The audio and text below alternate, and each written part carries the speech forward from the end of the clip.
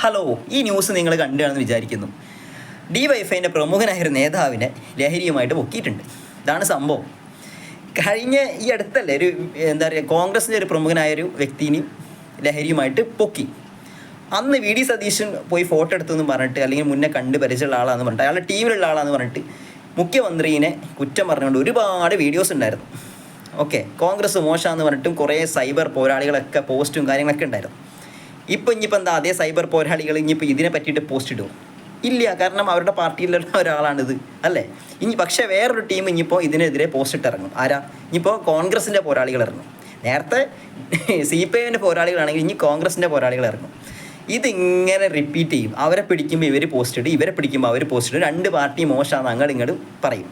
പക്ഷേ സാധാരണക്കാരനായ ഒരാൾ നമ്മൾ ചിന്തിക്കേണ്ടത് പാർട്ടിക്കാരെ പോലെ ഈ സൈബർ പോരാളികളെ പോലെയല്ല. നമ്മൾ ഇതിനെ കാണേണ്ട എങ്ങനെയാണെന്ന് വെച്ചിട്ടുണ്ടെങ്കിൽ, ഒരു പാർട്ടി എന്ന് പറഞ്ഞാൽ ലക്ഷക്കണക്കിന് മെമ്പേഴ്സ് ഉണ്ടാവും, അല്ലേ? അപ്പോൾ ഓരോരുത്തരും പല ജീവിത മാർഗം, അതായത് ഓരോ ജോലി ചെയ്ത് ഓരോ രീതിയിൽ ജീവിക്കുന്ന ആൾക്കാരാണ്.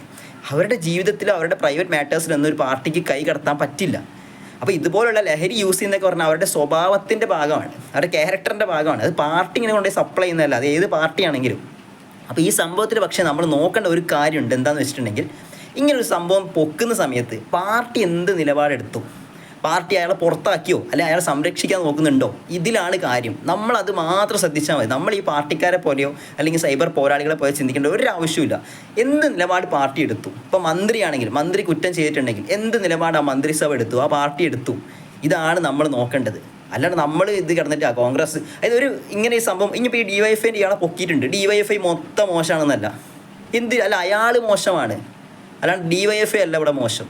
അതേപോലെ കോൺഗ്രസിൻ്റെ ഒരാളെ പൊക്കിയിട്ടുണ്ടെങ്കിൽ അയാളാണ് മോശം, കോൺഗ്രസ് അല്ല മോശം. പക്ഷേ കോൺഗ്രസും CPIയും ഒക്കെ മോശമാവും എപ്പോഴാണെന്ന് വെച്ചിട്ടുണ്ടെങ്കിൽ അയാളെ സംരക്ഷിക്കാനുള്ള നടപടി സ്വീകരിച്ച മോശമാണെന്ന് നമുക്ക് 100% നമുക്ക് ഉറപ്പിച്ച് പറയാം. അപ്പോൾ ഇതാണ് നമ്മൾ ശ്രദ്ധിക്കേണ്ടത്. ഈ മീഡിയക്കാർ ഇങ്ങനെ എല്ലാ സംഭവവും ഇങ്ങനെ ടാഗ് ചെയ്യും. ഇന്ന പാർട്ടിക്കാർ പൊക്കി, ഡിവൈഎഫിൻ്റെ ഒരാളെ പൊക്കി, കോൺഗ്രസിൻ്റെ ഒരാളെ പൊക്കി എന്ന് പറഞ്ഞിട്ട് അവർക്ക് എന്താ അറ്റൻഷൻ വേണം, അവർക്ക് റേറ്റിംഗ് കൂട്ടണം. നമ്മൾ പക്ഷേ അത് ശ്രദ്ധിക്കേണ്ട ആവശ്യമേ ഇല്ല.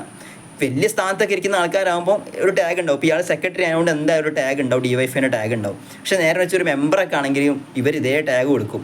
ഒരു കോൺഗ്രസ്സുകാരനെ പൊക്കി, ഒരു CPIക്കാരനെ പൊക്കി എന്ന് പറഞ്ഞിട്ട്. പക്ഷെ അതിലൊന്നും കാര്യമില്ല, അതൊക്കെ റേറ്റിംഗ് കൂട്ടാൻ അവരുടെ റീച്ചിന് വേണ്ടിയിട്ടാണ്. എന്നിട്ട് നമ്മൾ കുറേ പേരിങ്ങനെ അങ്ങോട്ടും ഇങ്ങോട്ടും ഈ പാർട്ടി മോശം ആ പാർട്ടി മോശം എന്ന് പറഞ്ഞിട്ട് അടി കൂടും. എല്ലാ പാർട്ടിയിലും ഉണ്ട് വൃത്തിയിട്ട ആൾക്കാർ. അതിങ്ങനെ സാഹചര്യം വരുമ്പോൾ പൊക്കും.